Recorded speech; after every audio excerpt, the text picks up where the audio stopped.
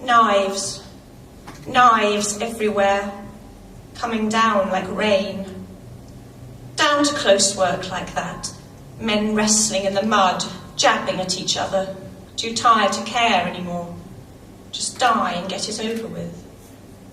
Half of them fighting with their guts hanging out of their stomachs, stinking of shit, oozing pink and red and white. Half dead men lying in the filth. Screaming. A whole lot of things screaming. Impossible to tell who's who anymore. Mud and blood and shadows, and that's it. Kill them! Kill them all! Keep killing until we're all dead. The knife jabs and twists, and the man he's fighting falls sideways. All the breath going out of him with a sigh of relief. Another there behind. God, his arms ache. His head aches. Blood in his eyes. He twists the knife again and thrusts with the broken-off sword, and that man too dies. Fire explodes somewhere over to the left. White as maggots. Silent as maggots. Then shrieks as men burn. He swings the stub of the sword and catches the man on the leg. Not hard, but hard enough. So the man stumbles and he's on him quick with the knife. A good lot of blood and the man's down and dead, still flapping about like a fish. But you can see in his eyes that he's finished. His legs just haven't quite caught up yet. The sun is setting, casting long shadows. Oh, beautiful evening. Stars rising in a sky the colour of rotting wounds. The dragon's mouth. The white lady. The dog. A good star, the dog. Brings plagues and fevers and inflames desire. Its rising marks the coming of summer. So no more campaigning, and so maybe no more campaigning in the sodding rain. Wet leather stinks. Mud stinks. Shit stinks when the latrine trench overflows. Another burst of white fire. He hates the way it's silent. Unnatural. Unnerving. Screams again. Screams so bad your ears ring for days. The sky weeps and howls, and it's difficult to know what's screaming. You, or the enemy, or the other things. Men are fighting in great clotted knots like milk curds. He sprints a little to where two men are struggling together, leaps at one from behind, pulls him down, skewers him. Hard crack of bone, soft, lovely yield of fat and innards. Suety. The other yells hoarsely and swings a punch at him. Lost his knife, even. Bare knuckles. He ducks and kicks out, overbalances and almost falls. The man kicks back, tries to get him in a wrestling grip. Up close together. Two pairs of teeth gritted at each other. A hand smashes his face, gets his nose, digs in. He bites at it. Dirty, calloused, iron taste of blood bright in his mouth. But the hand won't let up, crushing his face into his skull. He swallows and almost chokes on the blood pouring from the wound he's made. Blood and snot and shreds of cracked, dry human skin. Manages to get his knife in and stabs hard into the back of the man's thigh. Not enough to kill, but the hand jerks out from his face. Lashes out and gets his opponent in the soft part of the throat, pulls his knife out and gazes round the battlefield at the figures hacking at each other, or the earth rots beneath them. All eternity they've been fighting. All the edges blunted. Sword edges, and knife edges, and the edges in the mind. Keep killing, keep killing till we're all dead. And then he's dead. A blade gets him in the side and the weak point under the shoulder where his armour has to give to let the joint move. Far in, twisting, aiming down, killing wound. He hears his body rip. Oh gods, demons, oh gods and demons and fuck. He swings round, strikes at the man who stabbed him. The figure facing him is a wraith, scarlet with blood, head open, oozing out brain stuff. You're dying, he thinks. You're dying, and you've killed me. Not fair. Shadows twist round now. We're all dying, he thinks, one way or another. Just some of us quicker than others. You fight and you die. And always another 20 men queuing up behind you.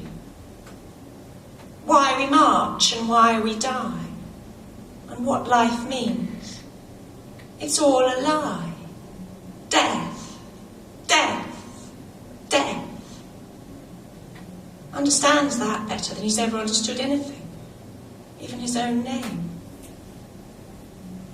Suddenly, for a moment, he's not sure he wants to die. The battlefield falls silent. He blinks and sees light. A figure in silver armour, white, shining, blazing with light like the sun. A red cloak billowing in the wind. Moves through the ranks of the dead and the dying, and the light beats onto them, pure and clean. Amrath! Amrath! Voices whispering like the wind blowing across Saltmarsh. Voices calling like birds. Here, walking among us, bright as summer dew. Amrath! Amrath! The shadows fall away as the figure passes. Everything is light. Amrath! Amrath! The men cheer with one voice. No longer one side or the other, just men gazing and cheering as the figure passes. He cheers until his throat aches. Feels restored seeing it. No longer tired and wounded and dying. Healed. Strong. Amrath! Amrath! The figure halts, gazes around, searching. Finds. A dark-clad figure leaps forward, swaying into the light, poised across from the shining figure, yearning towards it. Draws a short sword burning with blue flame. Amrath! Amrath! Harsh voice like crows, challenging. Amrath! He watches joyfully, so beautiful. Watches and nothing in the world matters, except to behold the radiance of his God. The bright figure draws a sword that shines like all the stars and the moon and the sun. A single dark ruby in its hilt. The dark figure rushes onwards, screeching something. Meets the bright figure with a clash. White light and blue fire. Blue fire and white light. His eyes hurt almost as he watches, but he cannot bear to look away. The two struggle together, like a candle flame flickering, like the dawn sun on the sea. The silver sword comes up, throws the dark figure back. Blue fire blazes, engulfing everything, the shining silver armour running with flame. Crash of metal, sparks like a blacksmith's anvil. The shining figure takes a step back defensively, parries, strikes out. The other blocks it, roars, howls, laughs. The mage blade swings again, slicing, trailing blue fire. Blue arcs in the evening gloom, shapes and words written on the air. Death words, pain words, words of hope and fear and despair. The shining figure parries again, the silver sword rippling beneath the impact of the other's blade. So brilliant with light that rainbows dance on the ground around him. Like a woman's hair throwing out drops of water, tossing back her head in summer rain. Like snow falling, like coloured stars. The two fighters shifting, stepping in each other's footsteps, stepping in each other's shadows, circling like birds. The silver sword flashes out and up and downwards, and the other falls back, bleeding from the throat. Great spreading gush of red. Blue flame dies. He cheers and his heart is almost aching. It's so full of joy. The shining figure turns, looks at the men watching, looks at him, screams. Things shriek back that make the world tremble. The silver sword rises and falls. 5 men, 10, 20, a pile of corpses. He stares mesmerised at the dying. The beauty of it. The most beautiful thing in the world. Killing and such perfect joy.